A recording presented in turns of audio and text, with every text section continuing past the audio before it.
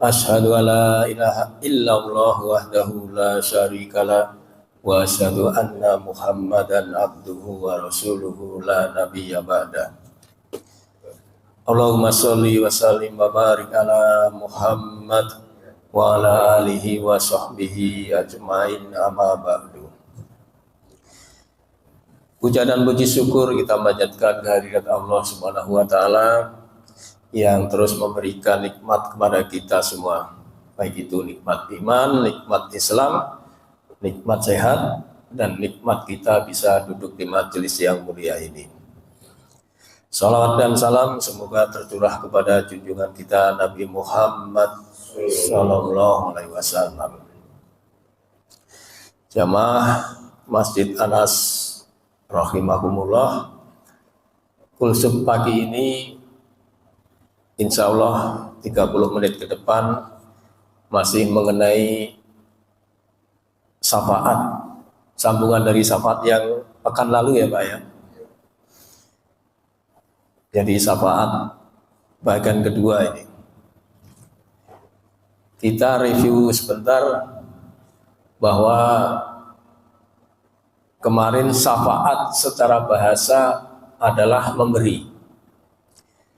Sedangkan syafaat secara istilah yaitu perbuatan atau pertolongan. Masih ingat ya Pak ya? Dan yang paling penting kita ketahui bahwa syafaat ini adalah mutlak milik Allah. Dalilnya kan udah kita sampaikan ya pekan lalu, komplit. Dan siapa saja yang bisa memberi syafaat pasti karena atas izin Allah. Karena atas izin Allah, ini syafaat dalam pertolongan ya Pak ya. Maka ada orang yang memberi syafaat dan ada yang menerima syafaat. Itu terutama manusia. Syaratnya masih ada yang ingat? Ada 3 kan syaratnya, baik yang memberi maupun yang menerima, yaitu harus bertauhid, tauhidnya harus bersih Pak. Kemudian atas izin Allah dan ridho Allah, itu syaratnya. Kemudian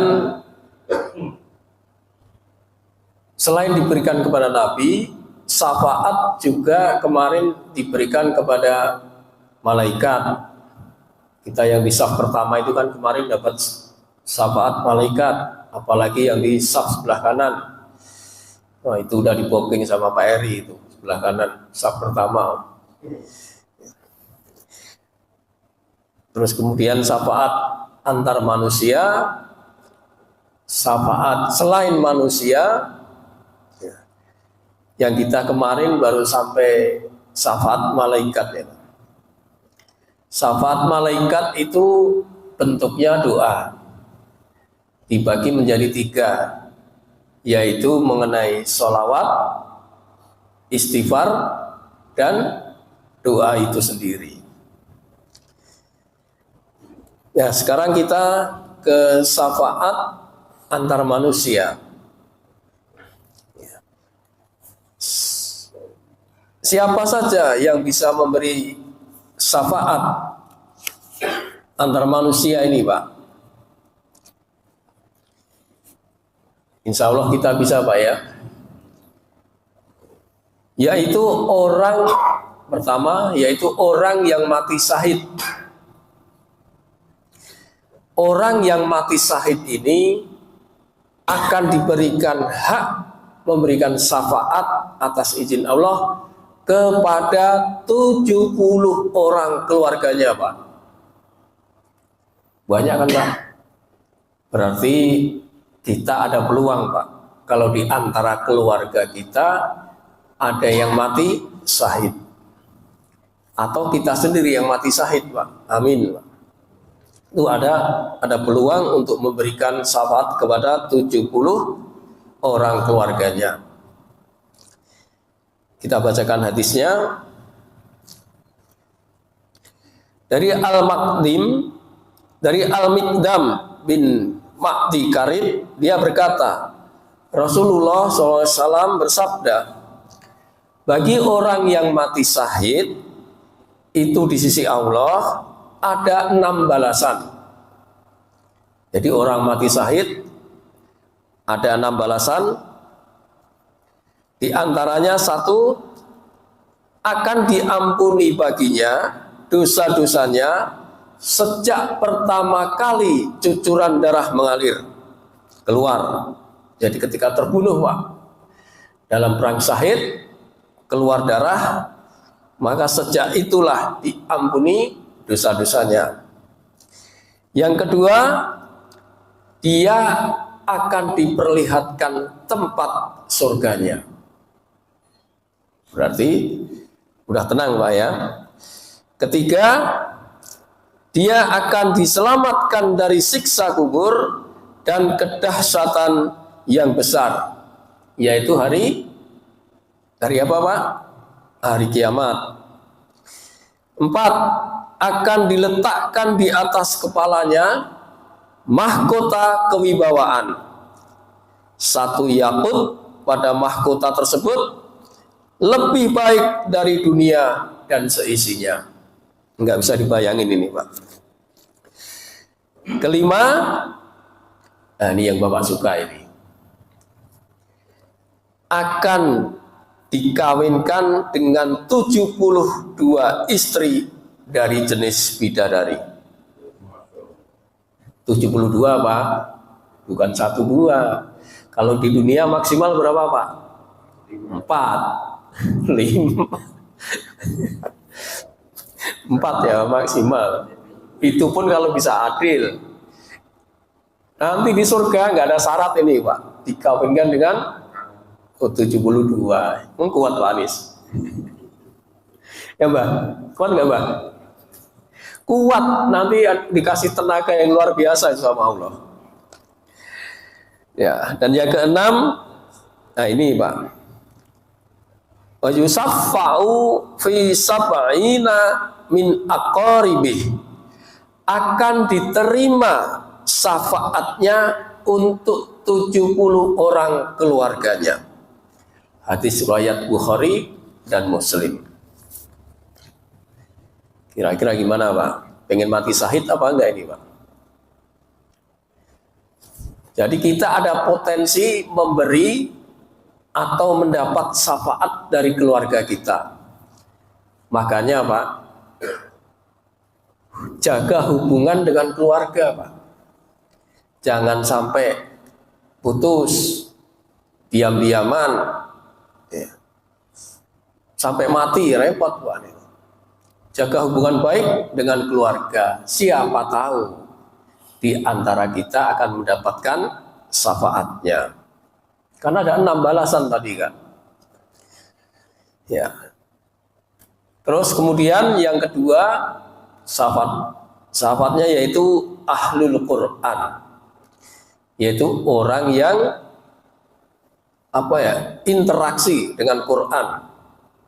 Nah ini ahlul Quran akan memberikan syafaat kepada 10 orang penghuni rumah Pak. Jadi orang yang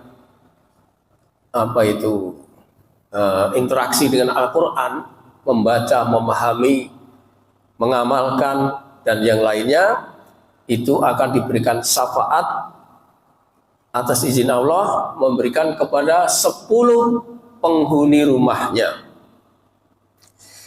Itu termasuk misalnya di rumah kita ada ponakan, ada sepupu yang ikut kita, termasuk PRT-nya, itu bisa mendapatkan syafaat.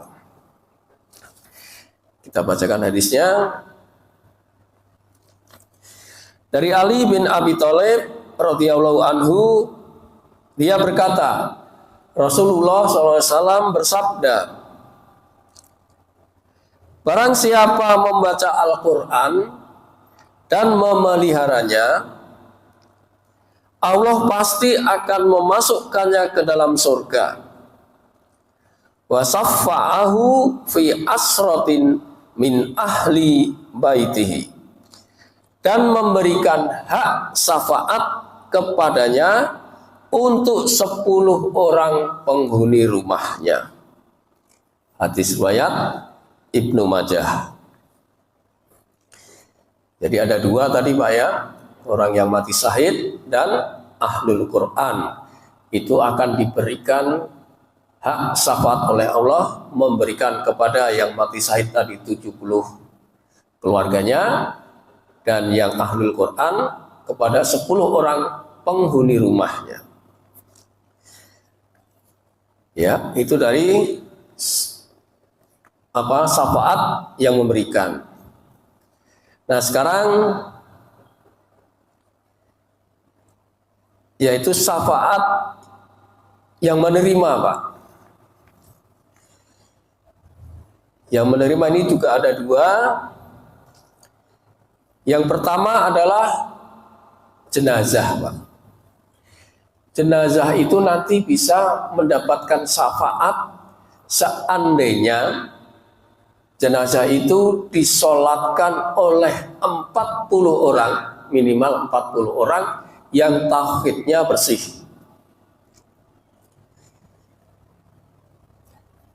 Jadi kalau ada orang yang tauhidnya bersih, minimal 40 orang menyolatkan jenazah, maka jenazah itu akan mendapatkan syafaat. Hadisnya dari Ibnu Abbas, dia berkata, aku mendengar Rasulullah SAW bersabda, apabila seorang muslim meninggal, lalu jenazahnya disolatin oleh 40 orang laki-laki yang tidak menyekutukan Allah dengan sesuatu apapun, maka sholat mereka itu akan memberikan syafaat kepada si mayit. Sayyan illa suffi'u fihi. Ya. Jadi sholat mereka ini akan memberikan syafaat kepada si mayat. Hadis muttafaqun alaih. Tapi masalahnya kan kita nggak tahu, Pak. Siapa orang yang bersih tauhidnya? Siapa orang yang tidak syirik kepada Allah? Maka ini hanya Allah yang mengetahui siapa di antara orang-orang yang bersih tauhidnya, sehingga akan memberikan syafaat kepada si mayat. Itu yang pertama. Yang kedua, yaitu orang tua, Pak. Yang menerima syafaat orang tua dari anak perempuannya. Jadi kalau punya anak perempuan, mohon dijaga, Pak. Dijaga. Jika orang tuanya merawat, artinya ya membesarkan, memperhatikan kebutuhannya, terus kemudian memberikan pendidikan. Memberikan pendidikan itu terutama pendidikan agama, mengenalkan Allah, pengetahuan, dan sebagainya. Ini maka anak ini bisa memberikan syafaat kepada, maksudnya orang tua ini akan mendapat syafaat dari anaknya.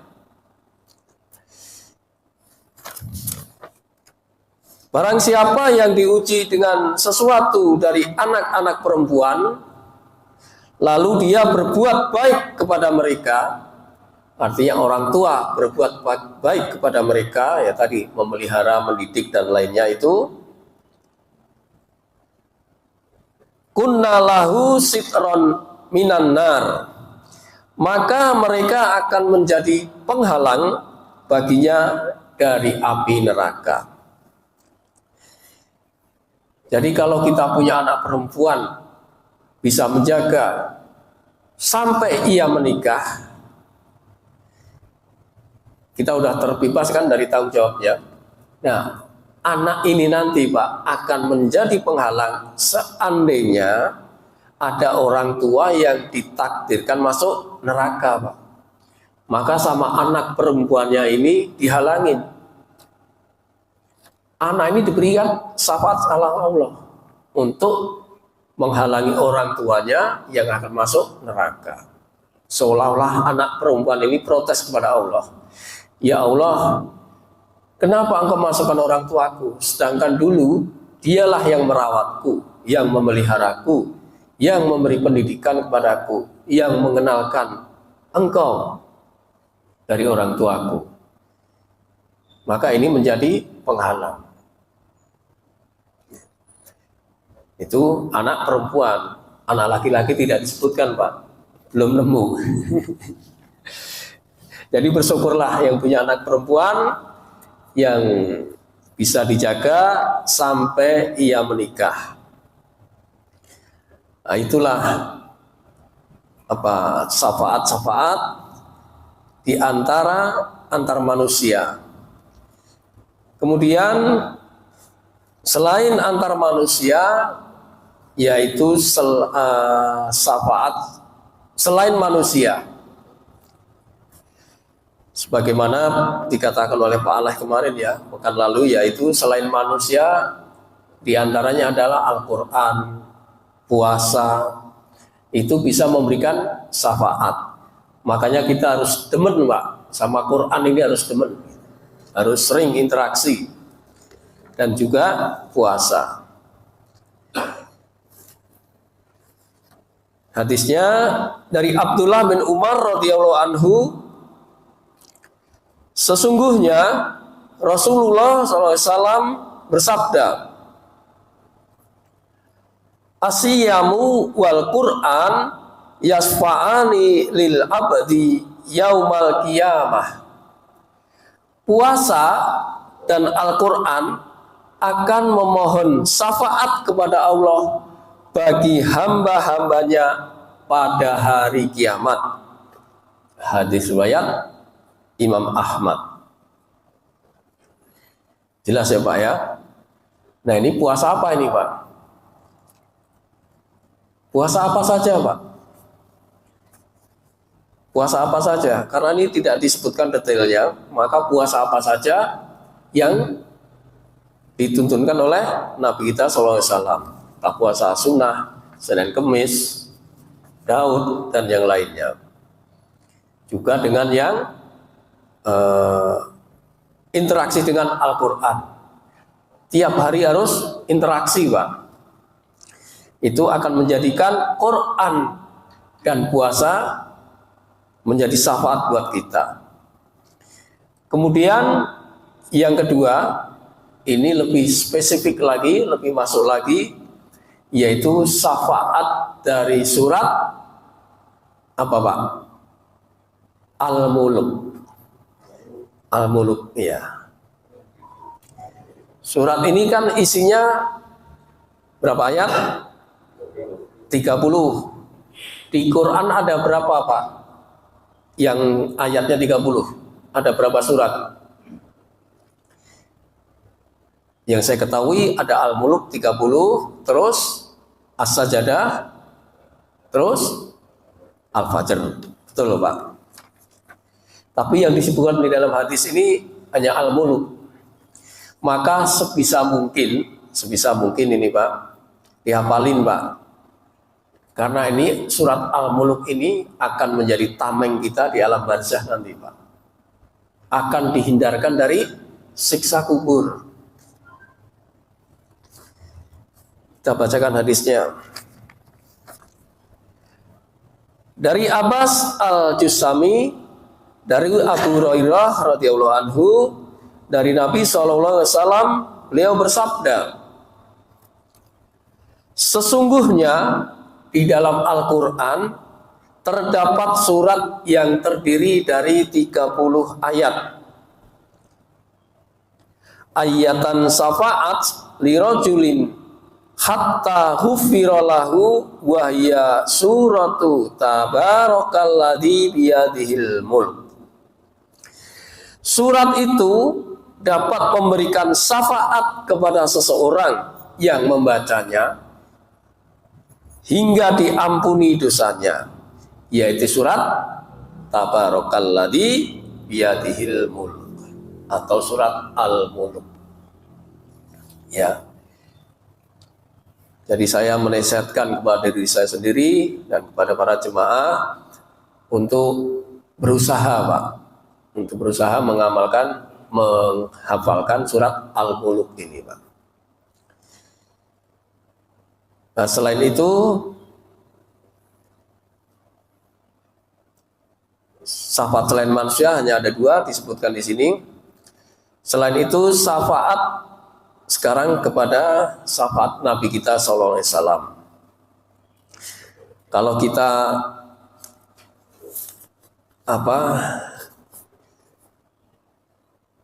syafaat Nabi ini, pikiran kita tertuju pada syafaat nanti di hari kiamat, ya Pak ya. Karena kan Nabi Tospaih sudah wafat, maka pikiran kita adalah nanti di hari kiamat.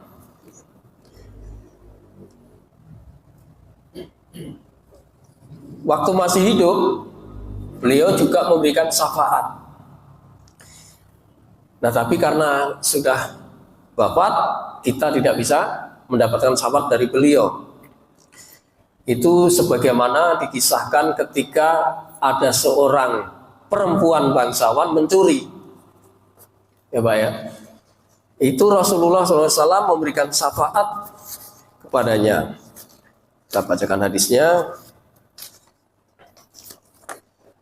Dari Urwah, dari Aisyah, dia berkata, sesungguhnya orang-orang Quraisy merasa cemas terhadap resiko yang akan ditimpakan kepada seorang wanita Bani Makhzumiyah yang telah mencuri.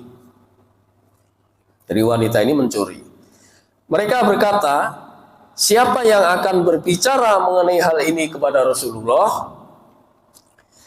Sebagian orang berkata, siapa lagi yang berani selain Usamah bin Zaid, sosok yang dicintai Rasulullah. Ini anak angkat Rasulullah ya.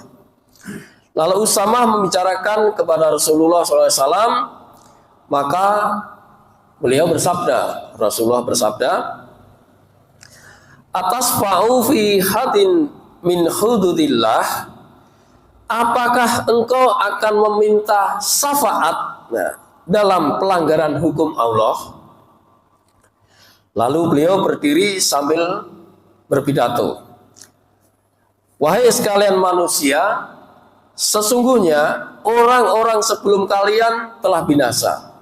Karena apabila seseorang yang mulia di antara mereka mencuri, maka mereka membiarkannya. Tetapi apabila seseorang yang lemah di antara mereka mencuri, maka mereka akan segera melaksanakan hudud atau hukuman. Wallahi, demi Allah, seandainya Fatimah putri Muhammad mencuri, niscaya aku sendiri yang akan memotong tangannya. Hadis riwayat Ibnu Majah. Jadi harus tegas, Pak. Tidak pandang bulu kepada siapapun.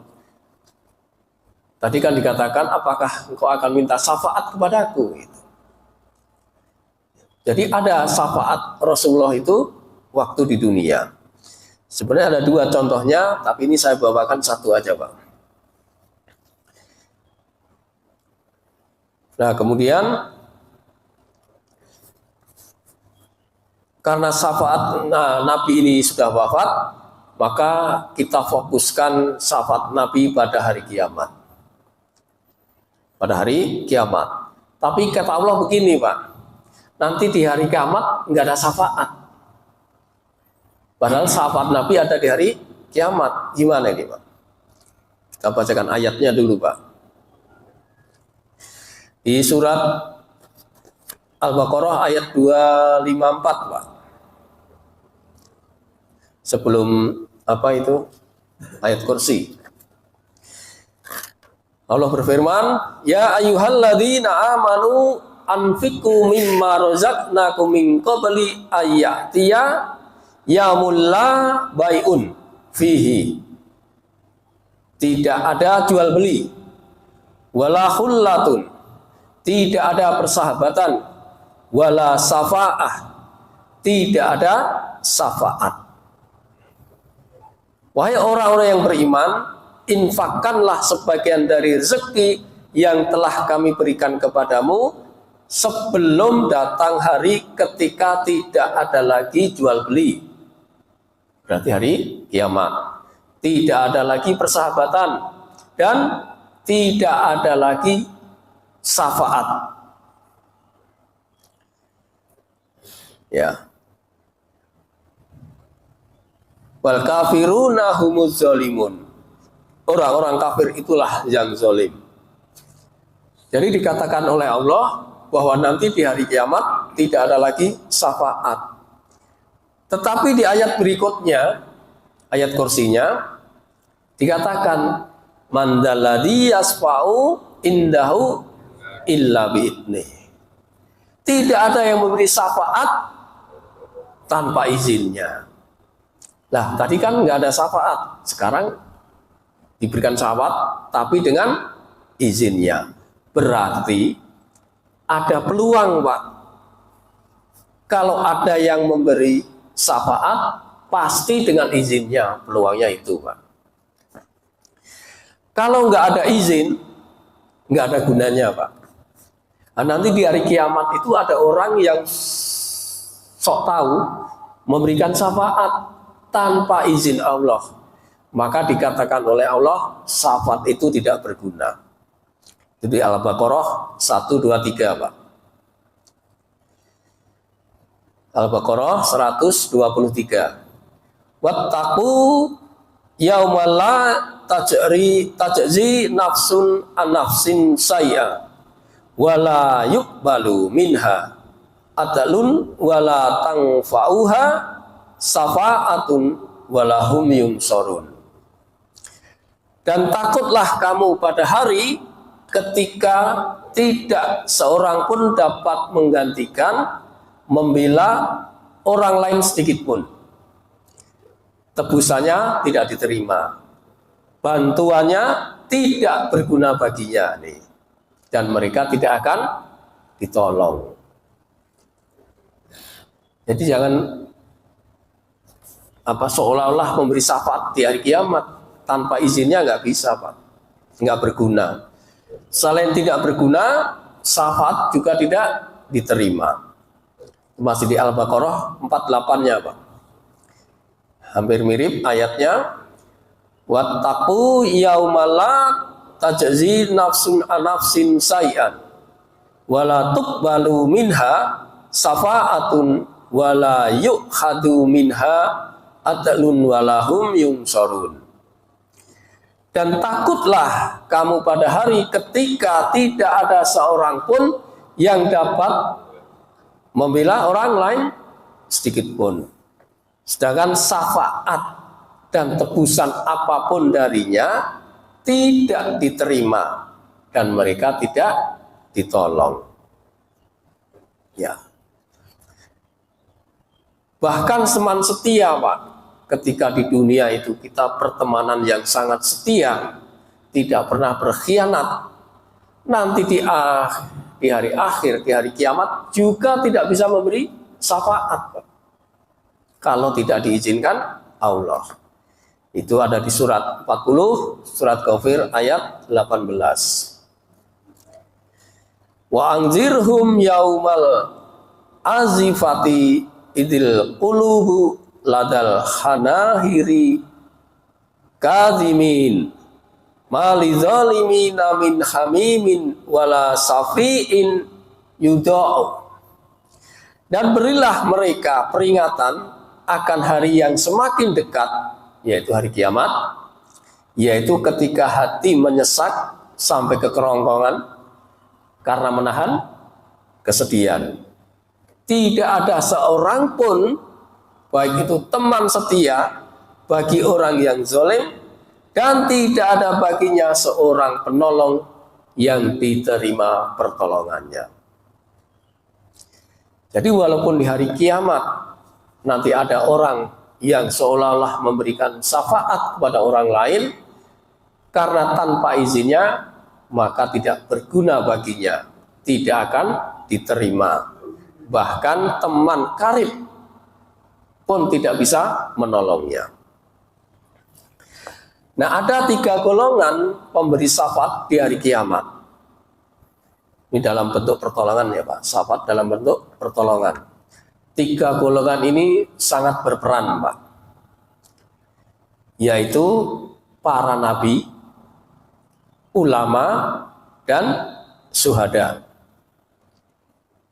Yang ulama dan syuhada tadi yang meninggal tadi Pak, yang meninggal syahid dan ahlul Quran. Nah sekarang kita ke syafaat Nabi. Dan Nabi kita SAW diberi hak syafaat baik di dunia maupun di akhirat.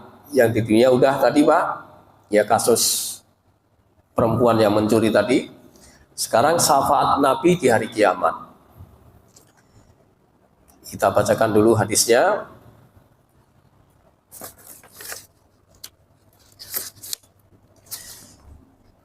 Dari Abu Hurairah radhiyallahu anhu, dia berkata, Rasulullah SAW bersabda,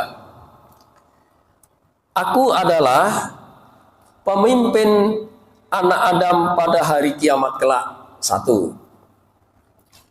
Kedua, orang yang muncul lebih dahulu dari kuburan. Jadi aku adalah orang yang muncul lebih dulu dari kuburan. Artinya dibangkitkan terlebih dahulu, Pak. Kemudian aku adalah orang yang paling dahulu memberi syafaat. Wa aulu syafi'i wa aulu musaffai. Aku adalah orang yang paling dahulu memberi syafaat dan orang yang paling dahulu dibenarkan memberi syafaat. Hadis riwayat Muslim. Itulah Rasulullah memberikan syafaat di hari kiamat. Satu lagi hadisnya dari Abu Sa'id, dia berkata, Rasulullah SAW bersabda, ini mirip hadisnya dengan yang tadi Pak, cuman beda perawinya.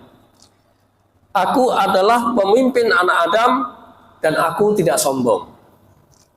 Aku adalah orang yang pertama dibukakan di bumi, dibangkitkan pada hari kiamat, dan aku tidak sombong. Aku adalah orang yang pertama memberi syafaat dan dimintai syafaat. Ya. Wa anna aulu syafi'i wa aulu sufai. Aku adalah orang yang pertama yang memberi syafaat dan dimintai syafaat. Ya, jelas ya, hadis riwayat Ibnu Majah. Nah, bentuk syafaatnya Nabi seperti apa, Pak? Dan di mana nanti hari kiamat ini? Ya.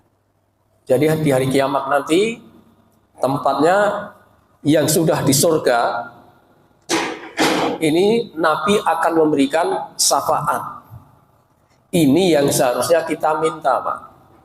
Yaitu syafaat Nabi di surga. 2, Rasulullah mengeluarkan orang Islam dari neraka. Ini syafaat beliau juga, mengeluarkan orang yang sudah di neraka. Yang ketiga, syafaat di luar surga dan neraka. Misalnya nanti di padang pasar. Untuk itu kan ada 3, Pak. Syafaat Nabi di surga, di neraka, dan di luar surga dan neraka. Makanya kalau kita minta, kan sering ada pembukaan itu, semoga salawat dan salam semoga tercurah kepada Nabi kita SAW, dan semoga kita mendapatkan syafaatnya. Biasanya gitu kan Pak? Nah ini kalau bisa Pak, ini menurut saya ini masih ngambang Pak, minta syafaat Nabi ini. Yang mana maksudnya gitu? Maka kalau bisa ditambahin, supaya kita mendapatkan syafaat Nabi di surga. Karena ada syafaat Nabi yang nanti orang yang di neraka itu. Jangan sampai kita minta yang itu. Nah, syafaat Nabi yang di surga, kita bacakan hadisnya, itu bisa tanpa hisab atau dengan yang dihisab. Dari Anas bin Malik, dia berkata, Rasulullah SAW bersabda, "Ana aulun nasi yasfa'u fil jannah wa ana aksarul anbiya itaba'a." Aku adalah manusia pertama yang memberi syafaat di surga, dan aku adalah nabi yang paling banyak pengikutnya. Ini nabi istimewa nih Pak. Diberikan keistimewaan diantaranya membukakan pintu surga Pak. Karena diberi keistimewaan membuka pintu surga, maka beliaulah yang membawa kunci pintunya Pak. Dan beliau pula yang akan menyambutnya, mempersilahkan kepada orang-orang yang sudah ditakdirkan masuk surga, baik yang tanpa hisab maupun yang melalui hisab. Tapi kalau bisa Pak, kita minta yang tanpa hisab Pak. Sebab kalau manusia itu dihisab, ada potensi dicuci dulu, walaupun juga masuk surga. Tapi nggak kuat Pak, jangan Pak. Makanya kita minta syafaat Nabi di surga. Ya, itu yang pertama. Yang kedua, syafaat Nabi mengeluarkan dan meringankan orang dari neraka. Ini ada dua. Orang yang sudah ditetapkan di neraka, ditakdirkan masuk neraka, ini ada namanya alma maternya nanti Pak.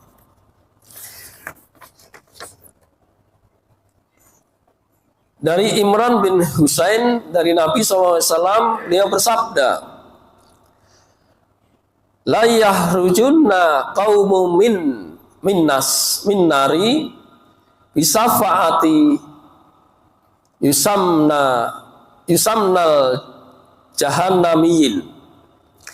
Sungguh suatu kaum akan keluar dari neraka karena syafaatku, kata Nabi itu. Jadi orang yang sudah ditentukan masuk neraka tadi akan keluar karena syafaat Nabi. Mereka disebut dengan kalangan jahannamiyin.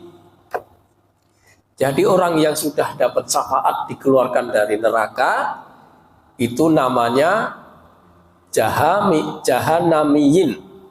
Alma mater jahanam lah itu aja. Orang yang pernah masuk di jahanam dapat syafaat Pak. Tapi kan kita nggak mau dapat syafaat seperti ini ya Pak ya. Jangan Pak, nggak kuat Pak. Dari Abu Sa'id Al-Khudri radhiyallahu anhu bahwa dia mendengar Rasulullah SAW ketika paman beliau Abu Thalib sedang diperbincangkan. Maka beliau bersabda, kok Abu Jahal Abu Thalib ya Pak tadi Pak? Ya. Hah? Abu Thalib ya, iya. Nah kata Nabi, semoga syafaatku berguna baginya pada hari kiamat kelak, sehingga dia tidak diletakkan dalam neraka yang dalam, tetapi cukuplah baginya di neraka yang tingginya sebatas kedua mata kakinya. Bukan cuma dicelup Pak, sampai sebatas mata kakinya. Namun itu pun menjadikan ubun-ubun kepalanya mendidih. Itu siksaan yang paling ringan. Ini juga bisa terjadi kepada umat Rasulullah SAW. Nah, kira-kira gimana Pak? Jadi ya mengerikan Pak ya, mengerikan. Ya sekarang syafaat di luar surga dan neraka, yaitu ketika umat Islam itu digiring ke telaga Al-Kautsar. Itu Rasulullah seolah-olah protes kepada malaikat ketika ada umatnya yang di stop itu Pak, yang stop oleh malaikat, nggak boleh minum air telaga. Ya, Kita bacakan hadisnya dulu, Pak. Telah menceritakan kepada kami Abu Al-Wazi Jabir bin Amr Ar-Rasibi, dia berkata, aku mendengar Abu Barzah berkata, aku mendengar Rasulullah SAW bersabda. Jadi Rasulullah bersabda, luas telagaku adalah seperti jarak dari Ailah ke San'a. Itu di Yaman, Pak. Saya juga nggak tahu berapa ini jauhnya. Dan lebarnya seperti panjangnya, berarti segi 4 kubus. Di dalamnya terdapat 2 saluran air yang mengalir dari surga. Jadi telaga itu dialirin air dari surga. Yang salah satunya perak dan salah satunya emas. Rasanya lebih manis daripada madu. Tuh Pak Chandra, masih manis air dari surga daripada madu, Pak. Dan lebih dingin daripada salju. Warnanya lebih putih daripada susu dan lebih kental daripada buih. Di dalamnya ada gelas-gelas yang jumlahnya seperti bintang-bintang di langit. Jadi banyak sekali. Man sariba minhu lam yad hatta yadkhulal jannah. Barang siapa meminumnya, maka dia tidak akan haus sampai dia masuk surga.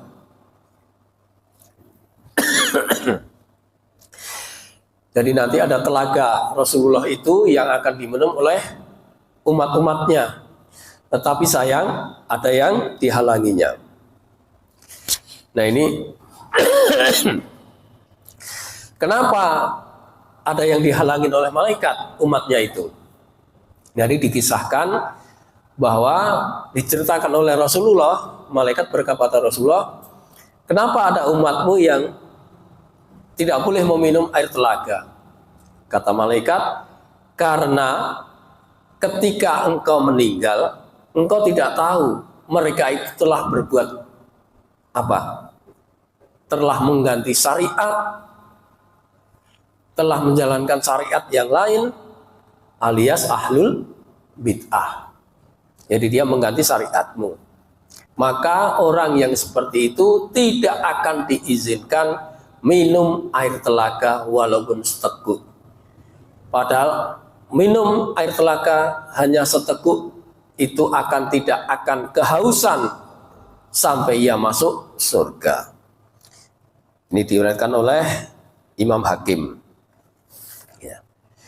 Kemudian ada golongan yang ditarget mendapatkan syafaat Nabi, yaitu satu untuk umat secara umum. Ini juga bisa umat Nabi Muhammad dan umat Nabi-Nabi sebelumnya.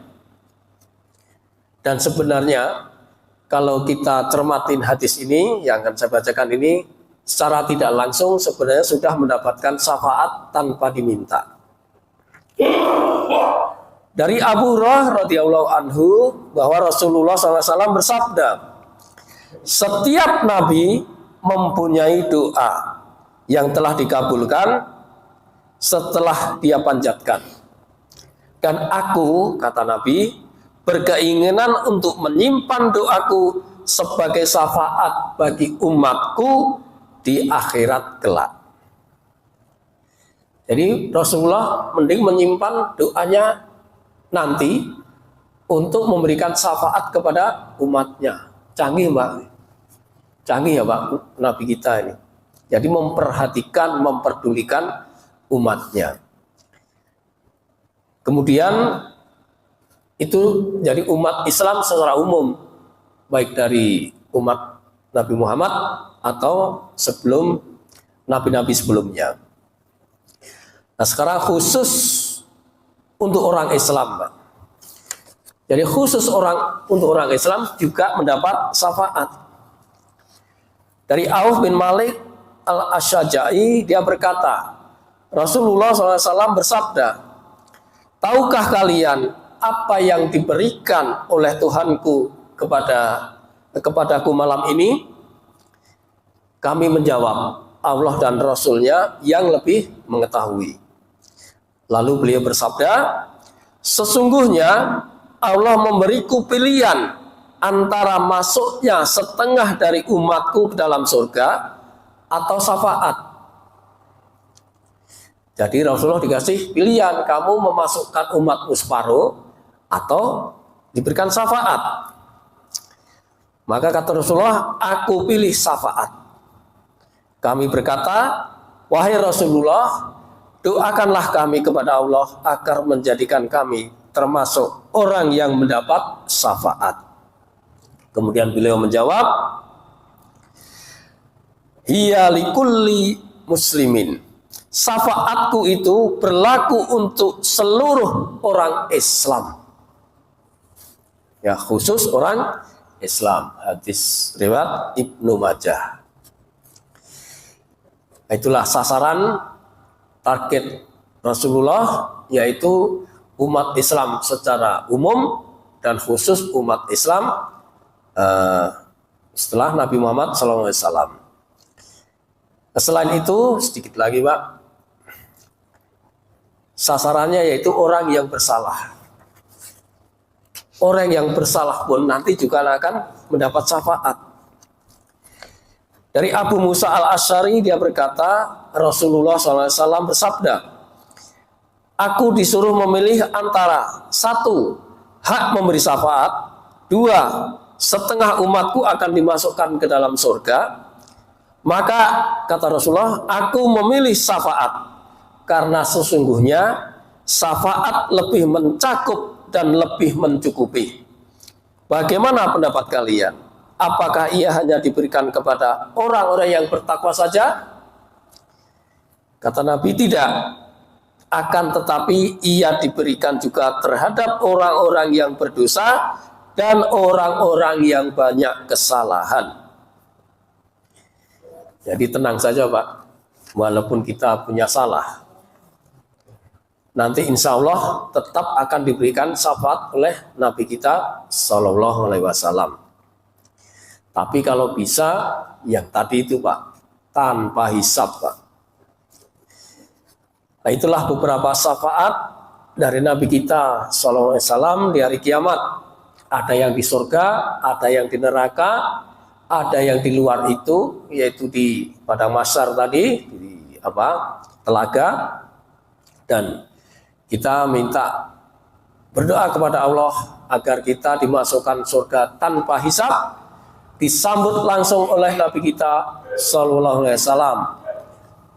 Ya, terus ada apa itu? Ya, itulah syafaat Nabi kita ya. Saya kira cukup di sini. Mudah-mudahan ada manfaatnya.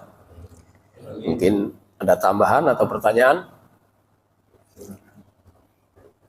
Cukup, Pak? Cukup ya? Ya, mudah-mudahan paham kita semua, Pak. Yang pertama tadi yang kalau bisa kita menghafal surat Al-Mulk tadi, Pak. Iya. Nah, itu akan menjadi tameng kita di alam barzah, Pak.